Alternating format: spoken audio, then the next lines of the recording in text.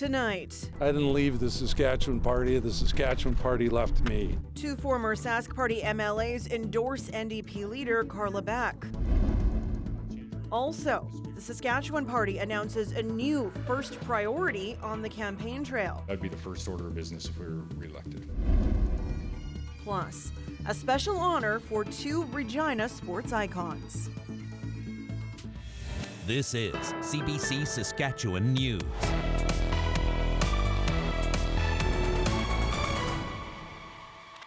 It is Thursday, October the 17th, and the CBC Saskatchewan News starts right now. Good evening. We begin with news that an Amber Alert issued late this afternoon for a 5-day-old missing boy is over. The baby has been found in the Big River area and, according to police, appears to be safe, but will be assessed by emergency services. The investigation is ongoing and police have a suspect in custody. Head to the CBC Saskatchewan website for updates on this throughout the evening. Less than 24 hours after the provincial election leaders debate, the NDP's leader, Beck, picked up 3 endorsements from former Sask Party members, including 2 former MLAs who say they no longer recognize their former party. Adam Hunter reports.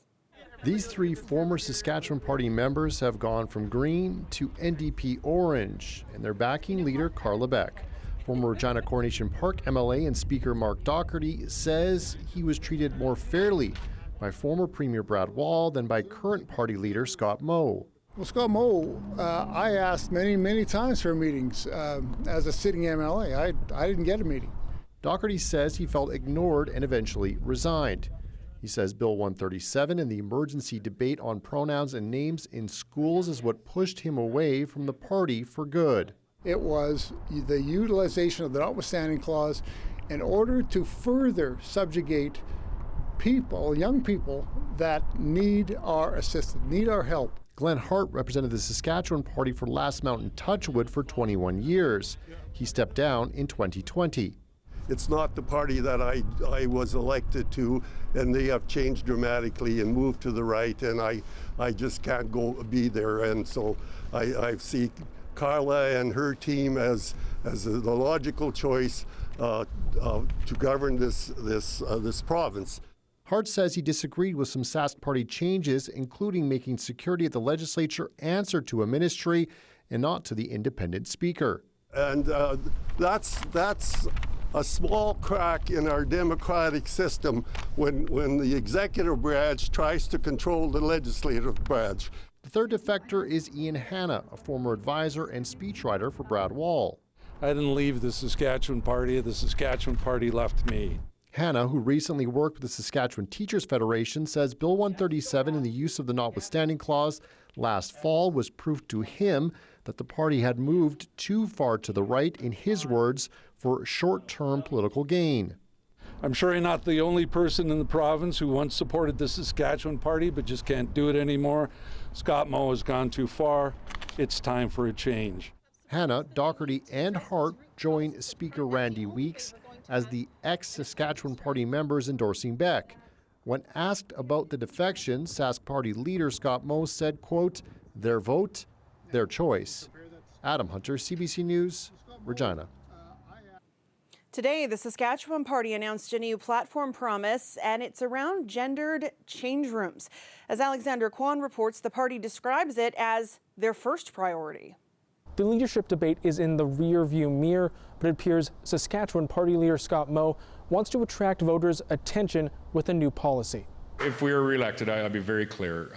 There will be a directive that would come from the Minister of Education that would say that biological boys will not be in the change room with biological girls. So while some school divisions may already have rules on change rooms, a re-elected Sask Party says this would become a province-wide policy.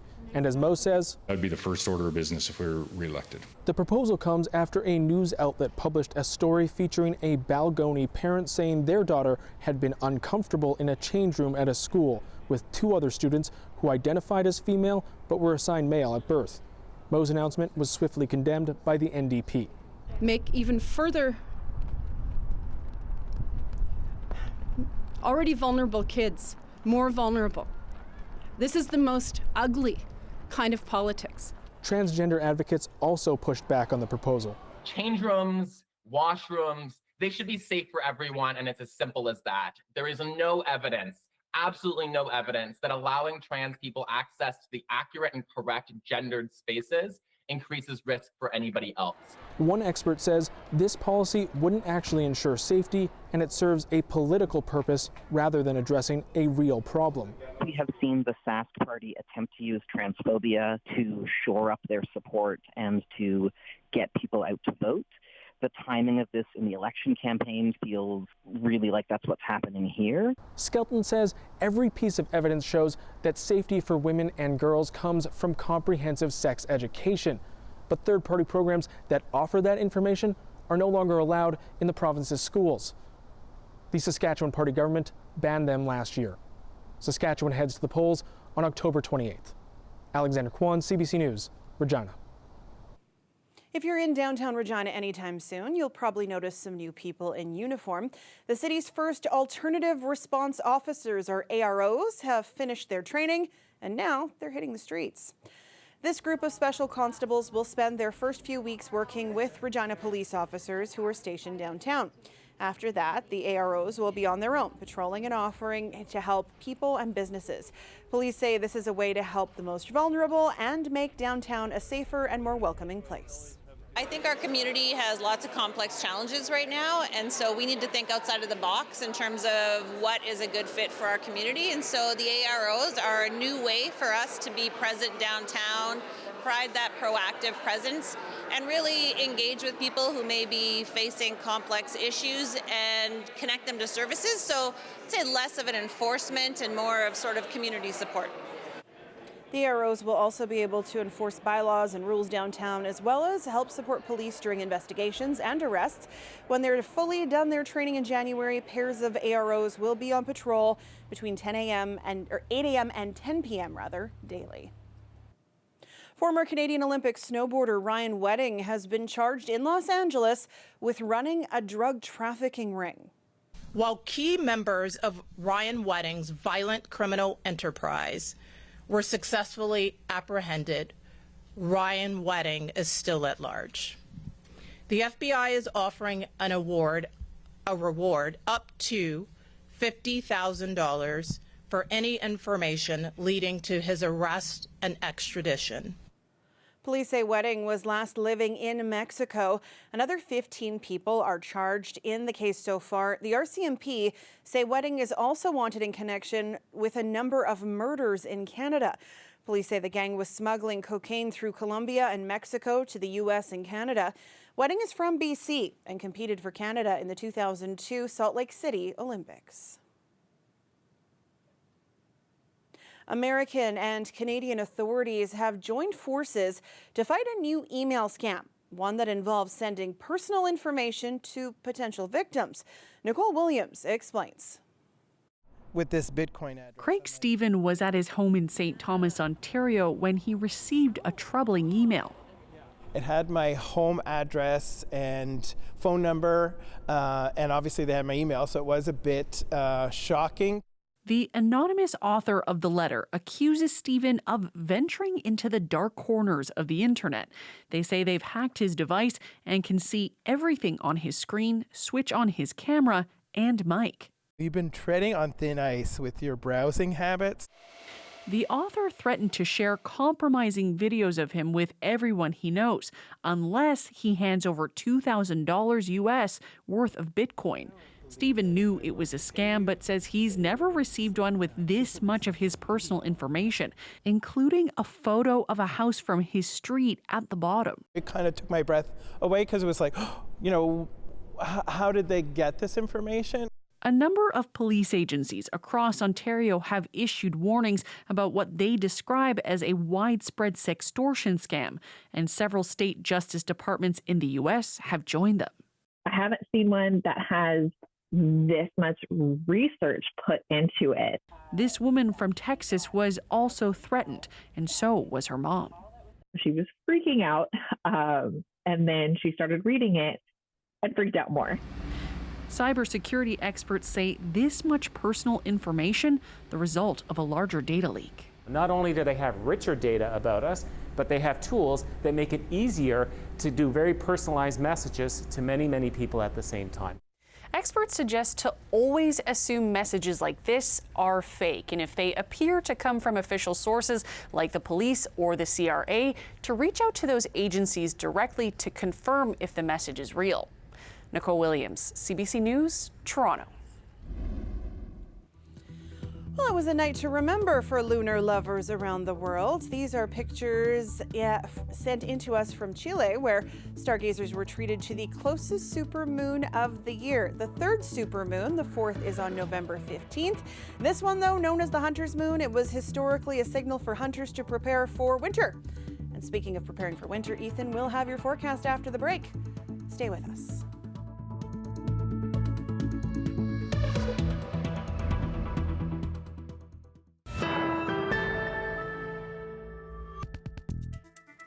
Welcome back. A third of Canadian agricultural jobs are expected to be automated in the next decade. That's according to a new industry report. Robots, self-driving tractors, and sensors are replacing largely manual tasks long done by people. As Alexander Silberman shows us, that tech is helping tackle a desperate need for labor in farm jobs that are nearly impossible to fill. Ken Sarauer's Saskatchewan farm is getting less hands-on and a lot more high-tech. It just makes your job easier. His combine mostly steers itself, sharing real-time data on the harvest. I see it as lane assist in your car, right? This camera on his sprayer uses machine learning, generating maps of crops and weeds. Family farms like Sarauer's are increasingly turning to automation, a shift driven by a persistent labor shortage. 1 in 3 agriculture jobs in Canada, or 100,000 positions, are expected to be filled by technology in the next decade. Labor challenges. This expert says robotics are helping farms of all sizes, including family operations. Now we have smaller scale automation where the small robot works up and down the field meticulously while the operator's not there, all from controls on a smartphone. These are our advanced processing platforms, so this is kind of like the brains of the autonomy systems. At this Winnipeg tech company, engineers are developing self-driving grain carts and tillage equipment, already on fields in the U.S. and coming to Canada in the next few years. So it's really not replacing jobs, it's just allowing farmers to, if they do have help, to deploy those to more valued operations. Extra time, much needed at Sarauer's farm, a 2-person operation, just him and his dad, with some extra help from uncles during harvest. The problem is 90% of the time, I don't need to be in the tractor. Whatever, I could be doing something else. My time is better spent marketing and doing the books. Small farms like Sarauer's face steep costs for autonomous equipment, but the need for labor could force them to adapt quickly. Alexander Silberman, CBC News, Anaheim, Saskatchewan. Saskatoon Tribal Council Chief Mark Arcand has been re-elected. Arcand will serve a third 4-year term after winning by 5 votes. 75 votes from 7 First Nations in the Saskatoon Tribal Council came through in this election. Of those, 40 went to Arcand and 35 went to his opponent, Robert Daniels. In this term, Arcand says homelessness and the addiction crisis are top priorities. It's continuing the same work. Homelessness is a big issue. Poverty, all the underfunding that goes in our communities. We need the advocacy to build our communities up through capacity building, through strengthening our communities. We have a lot of addictions crises in our communities, in our urban settings. We've got to really work on getting people programmed. So a treatment center was something that's high on our priorities list so people can get treatment and try to change their lives. Arcand says he's really concerned about the provincial election. As he points out, no candidate or party has, quote, put homelessness as a top priority. India said today that Canada has ignored its extradition requests for a decade, including for members of a gang tied to the murder of a Sikh separatist from British Columbia. This week, Canada expelled Indian diplomats, saying Indian agents are behind violent acts in Canada, including extortions, home invasions, and murder. Today, India's foreign ministry denied those allegations. So far, Canada has not given any evidence in support of the serious, very serious allegations that they've leveled against India and against Indian diplomats. We also see there is a pattern. The pattern is motivated by political considerations on the part of the Canadian Trudeau government. There is also, as we have said, there's a clear pattern to smear India for reasons best known to them. Prime Minister Trudeau said yesterday that India made a horrific mistake, thinking it could interfere in Canada's safety and sovereignty. The weather update is brought to you by Capital GMC Buick Cadillac. Our greatest auto sale is on now.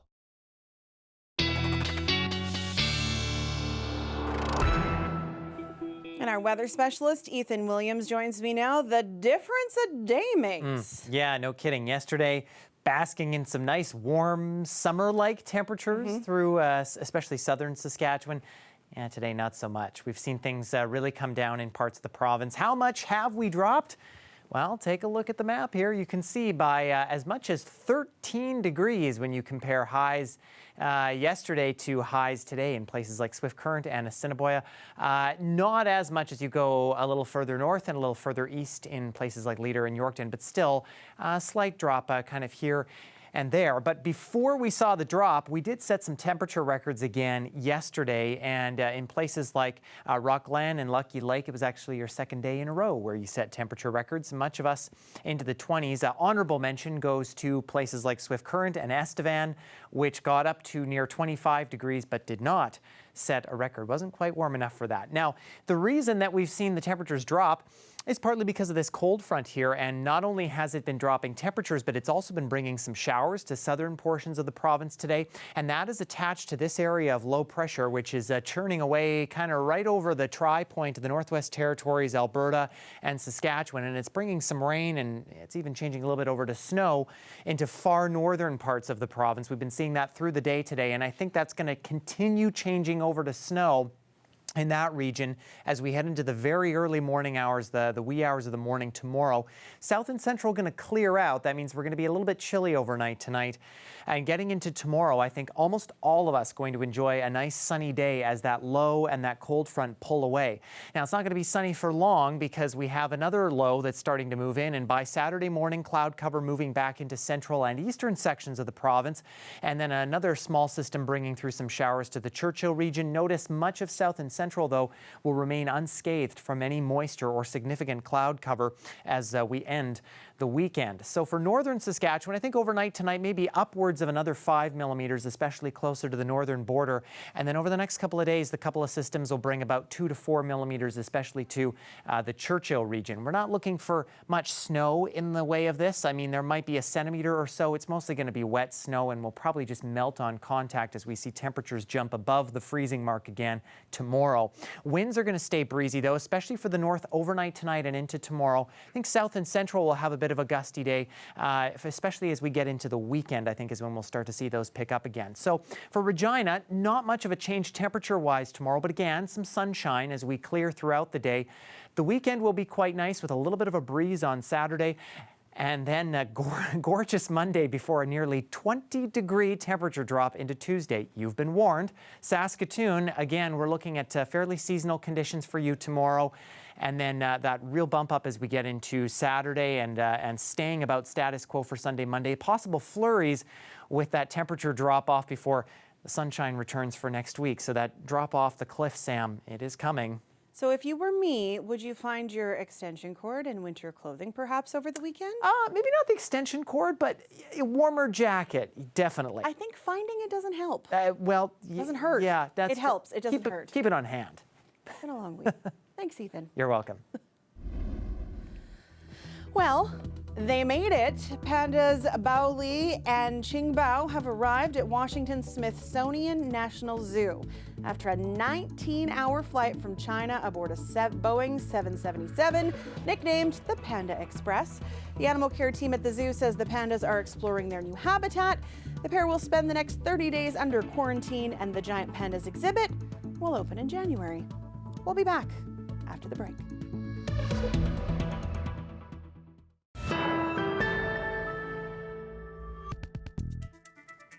The U.S. presidential election is just weeks away, and for a second straight day, a judge has blocked proposed new vote counting rules in Georgia, but this time with stronger language.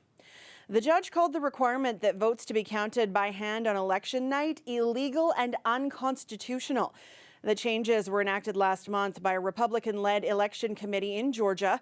This latest ruling found the state election board did not have the authority to change the rules.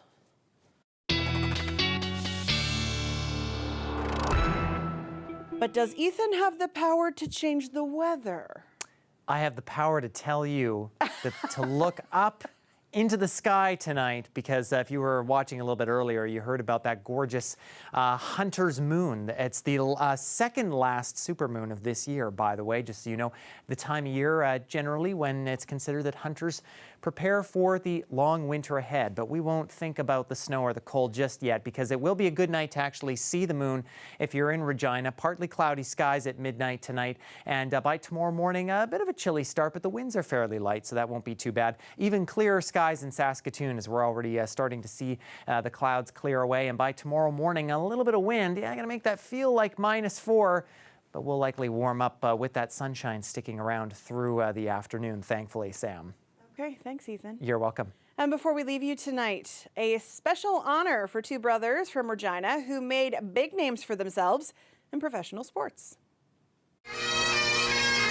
Me and my brother have been best friends since I can remember, and we had our separate accolades that were going on and supported each other, but there wasn't a lot of things that we got to do together. And to be able to go through this and come back to his alma mater here and just be a part of it is tremendous. Chris Getzlaff and Ryan Getzlaff each received an honorary Doctor of Laws degree from the University of Regina. The degrees are in recognition of their exceptional professional accomplishments and service to community. Chris is a Grey Cup champion with the Saskatchewan Roughriders and a U of R alumni.